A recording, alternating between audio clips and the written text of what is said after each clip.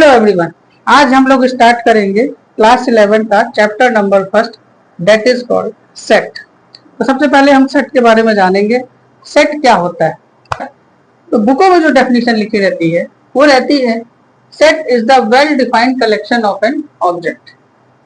सबसे पहले ये वेल डिफाइंड कलेक्शन क्या है? ऑब्जेक्टों का वेल डिफाइंड या किसी भी एलिमेंट्सों का वेल डिफाइंड कलेक्शन क्या होता है?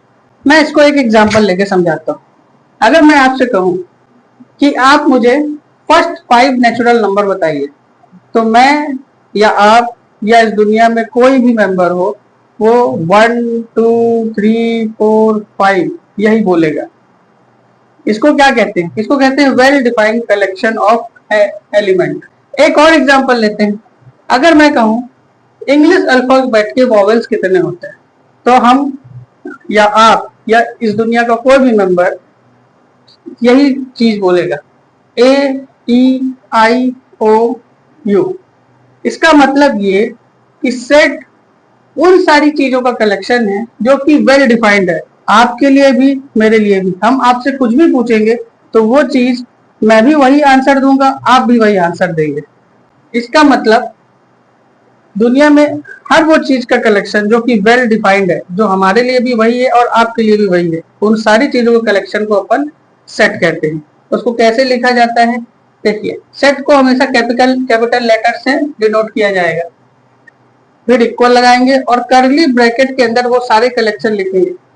सिमिलरली एक और एग्जांपल जो हमने दिया था आपको, इंग्लिश अल्फाबेट के वॉवेल्स कैपिटल लेटर से डिनोट करना है, इक्वल लगाना है और कर्ली ब्रैकेट के अंदर वो सारे कलेक्शंस रखते हैं।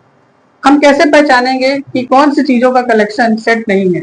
जैसे अगर मैंने बोला कि दुनिया के टॉप 5 बैट्समैन बताओ, तो मैं जो टॉप 5 बैट्समैन बताऊंगा शायद आप वो नहीं बताओगे। Top 5 batsman of the world मेरे लिए अलग है और आपके लिए अलग है, इसीलिए उनका कलेक्शन सेट नहीं कहलाएगा। आई होप आप लोग सेट समझ चुके हैं। अब हम टाइप ऑफ सेट में जाते हैं। तो हमारा अगला टॉपिक है method of representing the set. Set को हम कितने तरीके से रिप्रेजेंट कर सकते हैं? तो there are 2 method to represent the set.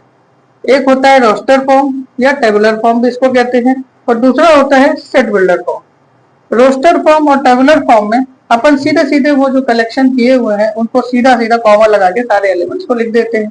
इनको एलिमेंट्स भी कहते हैं, इनको ऑब्जेक्ट भी कहते हैं। ठीक। सेट बिल्डर फॉर्म इसी चीज का थ्योरेटिकल फॉर्म होता है। जैसे हमने यहाँ पे लिखा a इक्वल टू, इसको कहते हैं x सच दैट x। ये जो डबल बिंदी लगी है इसको अपन कहेंगे x such that x is the first 5 natural number. अब ये x कौन है पहले हम ये समझ ले। x, ये सारे लोगों को हम x कह रहे हैं। ये जो जितने भी एलिमेंट्स या ऑब्जेक्ट दिख रहे हैं ये सभी x कहलाते हैं। यहाँ पे तो ये क्या कह रहा है यहाँ पे, x कुछ ऐसा है, यानी x such that x is the first 5 natural number.